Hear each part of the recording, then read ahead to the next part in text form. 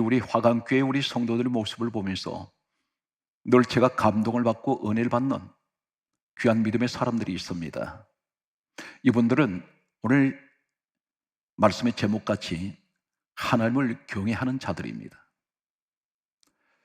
우리가 성경에 나타나는 역사의 인물 가운데 노아의 사건을 우리는 알고 있습니다. 예수님께서 이렇게 말씀하셨습니다. 인자가 올 때 노아의 때와 같으리라. 노아의 때는 홍수 심판을 말씀하시는데 홍수 심판이 앞으로 도래할 것은 아닌데 노아의 때가 어떤 시대였습니까? 세상이 완전히 죄악으로 덮어버렸습니다. 잿덩어리 속에 묻혀있는 노아의 모습 속에서 하나님께서는 이 노아를 한 가지를 보시고 서시게 됩니다. 이 사건은 한마디로 말해서 세 단어로 압축을 하고 있는데 히브리서 11장 7절에 보게 되면 다음과 같은 말씀을 하고 있습니다. 노아는 아직 보이지 않는 일에 경고하심을 받아 경외함으로 방주를 준비하였다, 이렇게 기록하고 있습니다. 그리고 그 가정을 구원을 받게 됩니다. 가장 먼저 성경은 이 사실을 이렇게 정언하고 있습니다. 노아에 관하여 하실 말씀은 아직 보이지 않는 일이라고 했습니다. 그리고 경고하심을 받았다고 했습니다. 그리고 경외했다 했습니다. 하나님을 경외했던 사람이 노아입니다. 그리고 방주를 준비했다고 이렇게 기록하고 있습니다. 오늘 성경이 가장 먼저 정당하는 이 단어가 어떤 단어입니까? 아직 보이지 않는 일이었습니다. 하나님께서는 경고하셨던 말씀이 어떤 말씀이었습니까? 앞으로 이 홍수 심판이 온 세상에 도래할 것을 말씀하셨습니다. 물로 심판하실 것을 미리 말씀하실 때 구름 한 점 없었습니다. 비 한 방울 내리지 않았습니다. 그런데 하나님 말씀을 듣는 이 노아는 하나님 말씀을 그대로 받아들이게 됩니다. 아직 보이지 않는 일에 경고하심을 받았던 노아는 경외함으로 방주를 준비했다고 말하고 있습니다. 방주가 작은 나룻배가 아닙니다. 거대한 모든 짐승 가축 종류대로 다 들어갈 수 있는 엄청난 거대한 배였습니다. 청청 맑은 하늘에 비 한 방울 내리지 않을 때에 배를 하루 이틀도 아니고 한두 달도 아닌 오랜 시간 동안에 방주를 짓고 있을 때 사람들은 조롱했을 것입니다. 비웃었을 것입니다.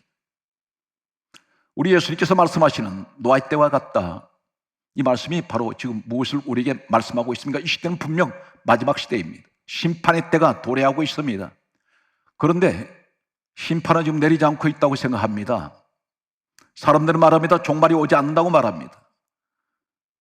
그러나 신실한 하나님을 경외하는 사람은 반드시 보이지 않는 일이었지만 앞으로 이러한 일이 일어날 것을 노아같이 믿는 사람이 있다는 것입니다.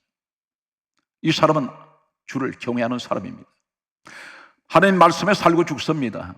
하나님 말씀을 내가 눈으로 직접 보는 것 같이 믿고 있습니다. 하나님은 노아를 한마디로 요약할 때 주를 경외하는 사람이라고 했습니다. 이 시대에 깨어있는 사람이 있습니다. 세상 사람들은 하나님의 말씀 믿지 않습니다.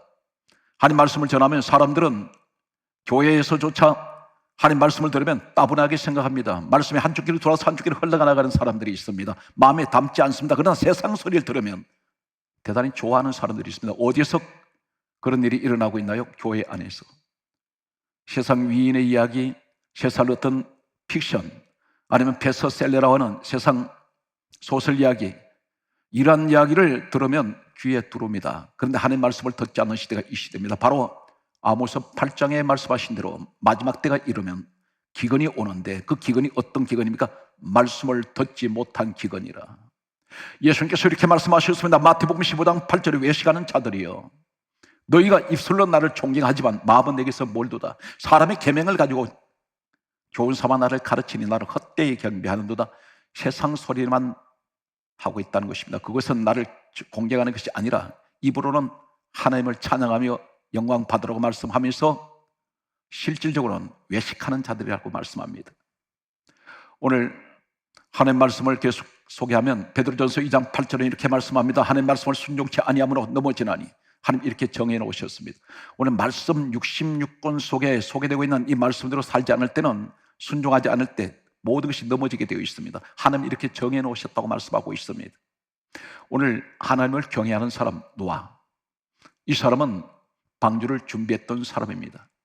오늘 성경 말씀은 이 시대에 지난 한 해를 돌아보면서 우리 성도의 모습을 보면서 늘 감동을 받고 참 귀한 분이다, 이런 생각을 늘 가지고 있는 제 모습 속에서 그 사람들의 모습을 다시 떠올리게 됩니다. 참으로 귀한 분들입니다.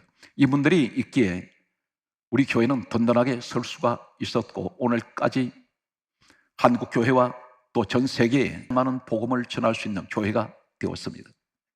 그분들이 어떤 사람들입니까? 항상 신실한, 그리고 오로지 하나님 말씀을 붙들고 늘 묵묵히 기도하며 그리고 봉사하며 충성을 다한 분들입니다. 오늘 성경 말씀에 주를 경외하는 사람이 어떤 사람입니까? 시편 5편 7절은 이렇게 말씀하고 있습니다. 주를 경외함은 성전을 향하여 예배하리이다. 하나님을 경외하는 사람은 성전을 향해 있습니다. 바로 이것이 주를 경외하는 사람의 나타나는 현상입니다. 성전을 향했다는 말이 무슨 말입니까? 지금 이 시대 코로나 바이러스로 인해서 전부 격리가 되어 있습니다. 사회는 마비가 되어버렸습니다. 모든 세계가 마비가 되고 있습니다. 초긴장 상태에 있습니다. 그럼에도 오늘 이 시간에도 비대면 예배로 영상 예배를 드리고 있지만 가정에서 각각 예배를 드리고 있어도 늘 마음은 성전을 향해 있는 사람들이 있습니다. 주를 경외하는 사람들입니다. 그리고 예배를 드립니다. 어디가 하나님께서 예배를 가장 기뻐하십니까? 성전을 향한 예배를 기뻐하신다는 사실입니다. 이 사건 속에서 다니엘의 모습을 보게 됩니다. 다니엘이 사족으로 들어간 적이 있습니다. 사족으로 들어갔을 때 이 말씀은 다니엘서 6장 10절 이하의 말씀을 보게 되면 이 다니엘이 포로로 잡혀가서 국무총리 자리까지 올랐습니다. 그 나라에 비위를 맞춰야 합니다. 그럼에도 불구하고 이 사람의 신앙은 철저한 순교자적인 신앙이었는데 예루살렘을 향하여 창을 열고 하루에 3번씩 하나님께 기도했습니다. 그 기도하면 사족으로 들어가야 합니다. 죽습니다. 그러나 이 사람은 하루 3번씩 항상 정해진 시간 속에 기도합니다. 예루살렘을 향하여 왜 창을 엽니까? 예루살렘에 뭐가 있습니까?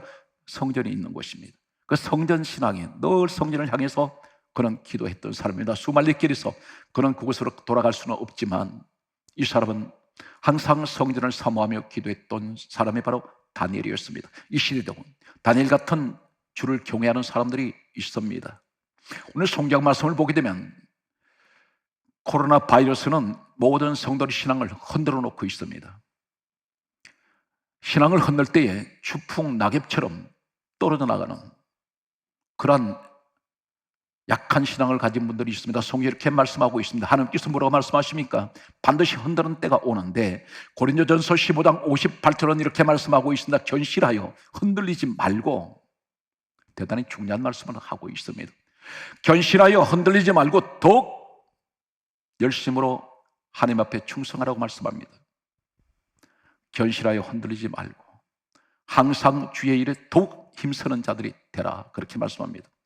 코로나 바이러스로 인해서 우리 신앙을 흔들어댈 때 우리는 더욱더 하나님 앞에 예배에 힘쓰는 사람, 기도에 힘쓰는 사람, 늘 성전을 사모하는 우리 성도의 모습이 되시기를 간절하게 소망합니다. 오늘 성경 말씀은 이렇게 기록하고 있습니다. 이사야 48장 10절 말씀을 보게 되면 하나님께서 사람을 택하실 때 언제 택하실까요? 평안할 때 택하십니까? 아닙니다. 우리는 이 자연을 보면서 하나님의 섭리를 깨닫게 됩니다. 봄에 되면 모내기를 할 때는, 이 쭉정이에 될 때는 태풍이 오지 않습니다. 참새가 오질 않습니다. 그런데 가을이 되면, 곡식이 연그러질 때, 추수 때가 되면 영적으로 무엇을 말씀합니까? 내 신앙이 익어질 때, 응답이 올 때, 하나님께서 기뻐하시는 그때가 되면 어떤 일이 옵니까? 가장 중요한 것은 태풍이 가을에 몰아친다는 사실입니다. 다 휩쓸고 갑니다. 그런데 똑같은 밭에 있는 벼이삭이 날지라도 쓰러지는 벼이삭이 있는가 하면 쓰러지지 않고 버티는 이삭이 있습니다. 쓰러지는 순간에 썩어버립니다. 덜지고 와서 그것을 갉아먹어버립니다. 같은 나무인데도 태풍이 휘몰아칠 때, 폭풍과 휘몰아칠 때에 같은 나무에 붙어있는 열매도 떨어지는 열매가 있고 끝까지 남아있는 열매가 있습니다. 우리 하나님께서 말씀합니다. 견실해라, 흔들지 말고 더욱 주의 일에 힘쓰는 자가 되라. 그렇게 말씀합니다.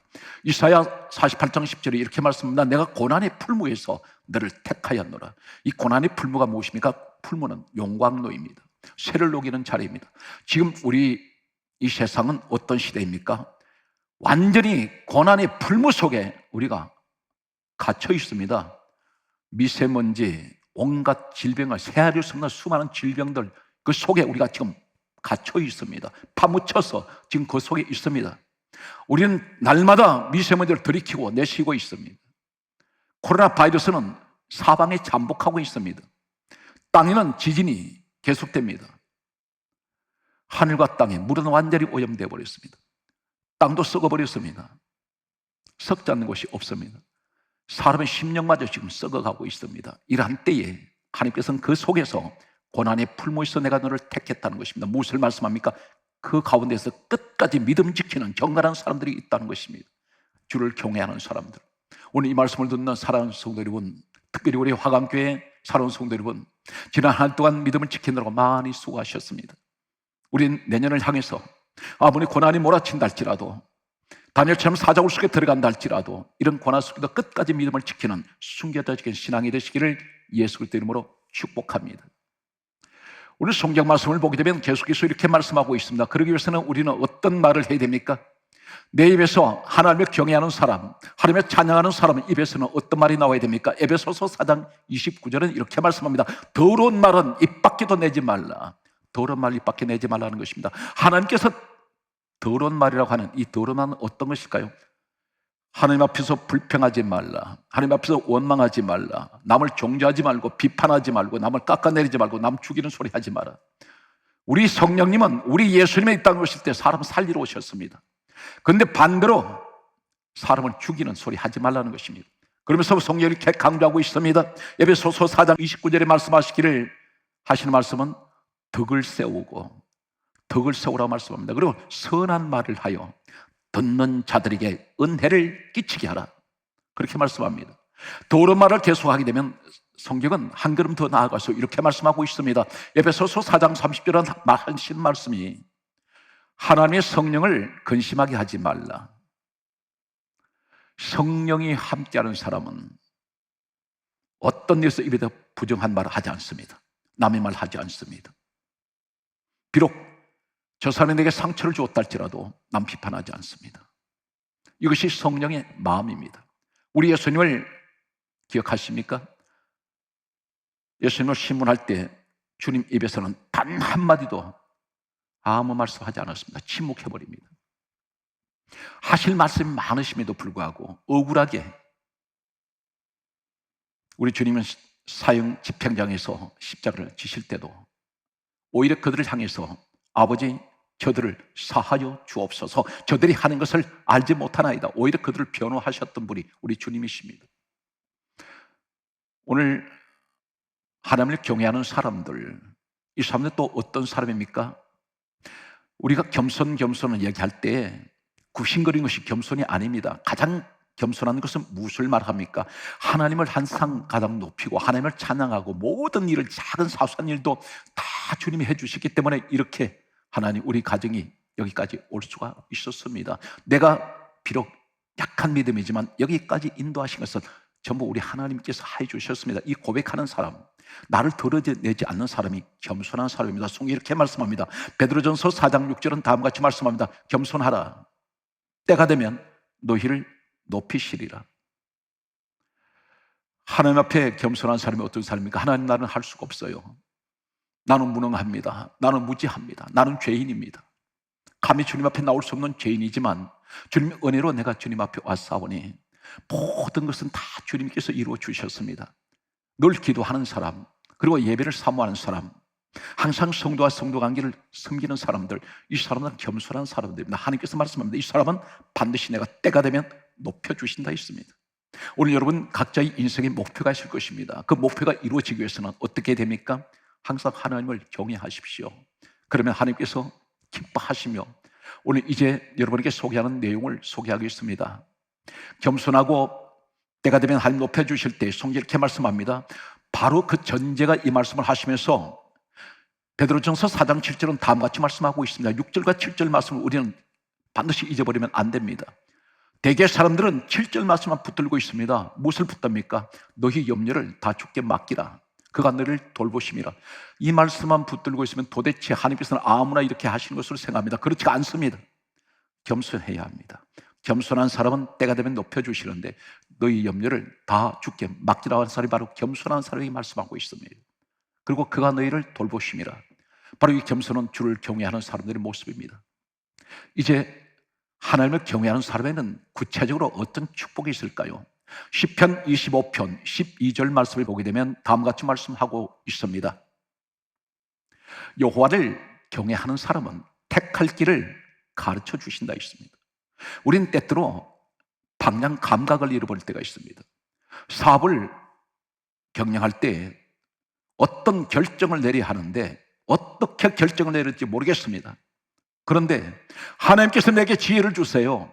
하나님에게 생각을 주관해 주십니다. 성령님이 감동 주십니다. 이렇게 하라고 말씀합니다. 그 말씀이 바로 시편 25편 12절에 하나님을 경외하는 사람에게는 택할 길을 가르쳐 주십니다. 동방박사 흔히들 많이 이야기합니다. 이 동방박사들이 마태복음 2장 11절에서 12절에 보게 되면 집에 들어가 마리아와 예수님이 계신 것을 보고 예수님께 엎드려 경배했다고 말씀합니다. 하나님을 경외합니다. 그때 12절에 뭐라 말씀합니까? 바로 이어서 하나님께서 간섭하시기 시작합니다. 다른 길로 돌아가라 지시하십니다. 가르쳐 주세요. 지금 왔던 길이 아니다. 내가 너한테 준비해 놓은 길이 있어. 이 길 가라 말씀합니다. 마귀도 모르는 길입니다. 아무도 모릅니다. 하나님께서만이 아시는 길입니다. 여러분이 바로 신년 새해가 하나님께서 지시하시는 다른 길로 가시는 우리 사랑하는 성도 여러분 되시기를 간절하게 축복합니다. 오늘 성경 말씀을 보게 되면 성경이 이렇게 강조하고 있습니다. 시편 33편 18절 말씀을 보게 되면 하나님께서 이 세상을 지금 내려다 보시면서 그 가운데서 수많은 수십억의 사람들 가운데 사람 찾고 있습니다. 어떤 사람을 찾습니까? 하나님을 경외하는 자를 살피고 있습니다. 이 살피신다는 말씀은 찾고 있다는 것입니다. 분명히 오늘 예배드린 이 자리에 우리 성도 여러분 가운데 하나님이 찾으시는, 하나님을 경외하는 사람이 있습니다. 찾으시면 어떻게 합니까? 그 영혼을 사망에서 건져내버립니다. 구원하십니다. 그리고 하시는 말씀이 그들이 굶주릴 때에 그들을 살려내신다고 말씀합니다. 살리시리라. 굶주린다는 건 뭘 말씀입니까? 경제적으로 어려움이 없다는 것입니다. 시와 때를 맞춰서 반드시 적당한 때에 이른 비 늦은 비를 내리시듯이 항상 가정이 궁핍하지 않도록, 사업이 어려움이 없도록, 내 인생 가는 길이 형통하도록 하나님께서는 반드시 굶주리지 않도록 그들을 살려내시는 오늘 경제적인 축복과 풍요가 여러분과 함께 하시기를 간절하게 소망합니다. 오늘 성경 말씀은 이렇게 강조합니다. 하나님의 경외하는 사람은 또 어떤 축복을 약속하고 있습니까? 시편 34편 7절 말씀을 보게 되면 여호와를 경외하는 사람은 여호와의 천사가 둘러 진을 치며 건져내신다고 말씀합니다. 여호와의 천사가 있습니다. 하나님께서 천사를 보내십니다. 하나님을 경외하는 사람을 둘러서 진을 치고 있습니다. 둘러있다는 것은 무엇을 말씀합니까? 천사가 한 명이 아니라는 것입니다. 군대 천사가 와 있습니다. 누구에게 와 있습니까? 둘러있다는 건 뭘 말입니까? 에워싸여 있습니다. 천사가 있는 자리에 사단, 마귀, 악한 영들은 일체 가까이 올 수가 없습니다. 환란이 못 옵니다. 왜 그렇습니까? 하나님을 경외하는 사람, 순교자적인 믿음을 가진 사람, 이런 고백을 해보셨습니까? 주님, 주님을 위해서라면 제가 죽을 수 있습니다. 주님을 위해서라면 제가 모든 것을 다 드릴 수 있습니다. 이런 고백을 해보신 적이 있습니까? 어쩌면 저는 또 아니면 우리는 모두가 지금까지 살아오면서 한 번쯤은 자신을 내 신앙은 과연 어떤 신앙이었을까? 나는 헌금다운 헌금을 제대로 드려본 적이 있는가? 나는 기도다운 기도를 제대로 드려본 적이 있는가? 나는 믿음다운 믿음을 가져본 적이 있는가? 나는 예배다운 예배를 마음을 다하고 뜻을 다하고 힘을 다하여 나는 하나님께 드려본 적이 있는가? 자신을 한 번쯤은 반문할 필요가 있습니다. 자가 반성이 필요할 때가 있습니다. 나를 한 번쯤 돌아봐야 됩니다. 오늘 성경 말씀은 이렇게 강조하고 있습니다. 시편 34편 7절 말씀에 여호와의 천사가 주를 경외하는 자를 둘러 진을 치며, 그리고 계속되는 말씀을 이렇게 강조하고 있습니다. 오늘 시편 34편 9절 말씀은 이렇게 말씀합니다. 너희 성도들아 여호와를 경외하라. 여호와를 경외하는 자는 부족함이 없으리로다. 오늘 성경 말씀에 대단히 중요한 말씀이 있습니다. 하나님을 경외하는 사람, 내 입에서 더러운 말을 하지 않는 사람은, 사랑하는 성도 여러분, 우리는 아마 최소한 지난 한 해 동안에 가정에서 부부가 사소한 한두 번 말다툼이라도 안 해보신 사람은 없을 것입니다. 그런데 하나님을 경외하는 사람은 가장 조심해야 될 것이 있습니다. 오늘 말씀을 전하는 저도 마찬가지이겠습니다. 야고보서 1장 20절에 이렇게 말씀합니다. 사람의 성내는 것이 하나님의 의를 이루지 못함이니라. 대단히 중요한 말씀입니다. 사람이 성을 내면, 화를 내면 하나님의 의를 이루지 못한다는 것이 뭘 말씀합니까? 하나님의 뜻을 이루지 못합니다. 하나님 일을 시킬 수가 없습니다. 다시 말씀드려서 혈기를 많이 내는 사람, 오늘 성경을 보게 되면 창세기 3장 1절에 보면 사단 마귀를 뱀으로 나타나고 있습니다. 계시록 12장 9절에 보면 옛뱀 곧 마귀라고도 하고 사단이라고 하는 온천을 꿰는 자입니다. 그런데 이 뱀의 특징이 한 가지가 있습니다. 모든 파충류 가운데, 모든 들짐승 가운데 가장 혈기가 많은 파충류가 뱀입니다. 이 사단령이 지배해버리면, 악한 영이 들어갈 때 혈기가 충만해집니다. 반면에 성령이 충만할 때 바로 성경 말씀입니다. 갈라디아 5장 22절 이하에 하신 말씀이 사랑, 희락, 화평, 오래 참은 자비, 양선, 충성, 온유, 절제가 주어집니다. 내 마음에 이 사랑이 바로 아가페입니다. 정반대 현상이 일어난다는 것입니다. 그래서 하나님께서 말씀하실 때 야고보서 1장 20절에 사람이 성내는 것은 하나님의 의를 이루지 못한다. 아무리 불을 끌어내는 능력, 귀신 쫓아내는 능력이 있어도 사람에게 마음속에 혈기를 담고 있는 사람은 하나님을 쓰지 못한다는 것입니다. 그래서 예수님께서 말씀하셨습니다. 마태복음 11장 29절에 나는 마음이 온유하고 겸손하니. 우리 주님의 성품을 가져야 되는데 우리는 그러지 못할 때가 있습니다. 특별히 간절하게 소망하는 것은 내년에 우리 가정은 하나님 다툼이 없게 해주세요. 더러운 말을 주고받는 가정이 되지 않게 해주시고, 성내는 일이 없도록 내가 어느 곳에 있든지 사람들 관계에서 불편하지 않도록 하나님 온유한 마음과 겸손한 마음으로 주님의 마음을 가지고 내 나아가게 하여 주옵소서. 우리 이런 기도를 하는 우리 여성들 여러분 되시기를 바랍니다. 오늘 성경 말씀은 이렇게 말씀하고 있습니다. 우리가 하시는 말씀은 오늘 반대 현상이 나타나는 사람들이 있습니다. 항상 하나님을 경외하는 사람, 그런데 정반대의 길로 가는 사람이 나타나는데, 내게 세상적인 것을 많이 내가 소유하다 보니까 나보다 많은 지식도 갖고 있고 또 많은 돈도 가지고 있고 그리고 많은 권력도 있고 힘이 있습니다. 그러다 보니 하나님을 잘 믿으려고 하지 않습니다. 그런데 하나님께서 이 사람을 부르십니다. 내게로 오라고. 잠언 1장 24절에서 28절 이렇게 말씀합니다. 내가 너를 불러도, 내가 너에게 손을 내밀어도, 내가 너에게 손을 펴도. 여기 어디입니까? 에베소서 1장 23절에 교회는 주님 몸입니다. 교회에서 가까이 교회 안으로 가까이 오라고 손짓합니다. 늘 부릅니다. 성령의 감동을 받은 주의 종들 입을 통해서 우리 성도에게 때로는 그렇게 말할 때가 있습니다. 하나님께서 내가 너를 부르며 내가 너에게 손을 폈을 때 뒤를 돌아보지 않습니다. 더러운 척도 하지 않습니다. 그때에 하나님께서 이렇게 말씀합니다. 사람은 이 땅을 떠날 때까지 언제든지 재앙이나 재난이 갖가지 수많은 새하를 솟는 산더미 같은 문제들 연속 속에 우리가 살아가는데, 너에게 문제가 닥칠 때, 폭풍우처럼 몰아칠 때, 너에게 재앙이 닥칠 때 너가 나를 부를 것이다. 살려달라고. 그러나 나는 너에게 너의 기도를 듣지 않는다. 소리치고 아무리 금식 기도를 하고 부르지도 내가 너 부를 때 너는 돌아보지도 않았지 않느냐. 너가 재앙 만날 때 내가 웃을 것이다. 우리는 이러한 반대편에 서서는 안 됩니다. 하나님께서 버려버린 사람이 있습니다. 성경 말씀의 결론은 이렇게 결론이 되겠습니다. 이사야 33장 6절에 다음 같은 말씀을 합니다. 여호와를 경외하는 것이 너희 보배니라. 그렇게 말씀하십니다. 하나님을 경외하는 것이 너희 보배다. 그런데 하나님을 경외하는 것이 너희 보배라면 오늘 이 시간 구체적으로 우리에게 뭘 말씀합니까? 빌립보서 2장 6절에 근본 하나님 본체 되신 분이 예수님이십니다. 성경은 베드로전서 2장 4절에 이렇게 말씀합니다. 예수 그리스도가 너 보배다. 세상에서 가장 귀한 보배가 어떤 것인가요? 사랑하는 성도 여러분, 다이아몬드, 금덩어리, 바위덩어리 같은 금덩어리를 갖다 놓는다 할지라도 이 땅에 내가 존재할 때만 필요합니다. 그러나 우리 예수는 영원하신 보배가 되시는 것을 뭘 말씀합니까? 이 땅을 떠나서 저 천국에 가도 그것에 가장 귀하신 분은 예수님이라는 것입니다.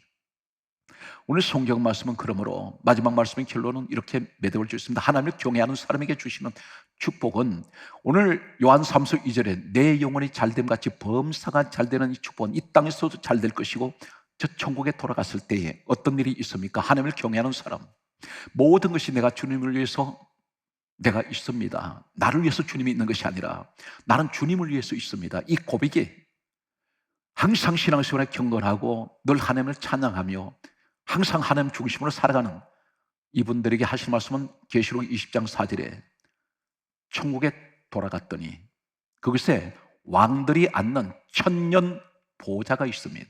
천년 동안 왕의 권세를 갖는 자리가 있습니다. 왕의 보좌들이 있는데 그곳에 앉는 사람이 세 부류가 있습니다. 첫 번째는 예수의 정언과 하나님의 말씀으로 인하여 목배임 받은 자들, 그리고 짐승과 우상에게 경배하지 않은 자들, 우상 숭배하지 않은 자들. 첫 번째가 누구입니까? 예수의 정언.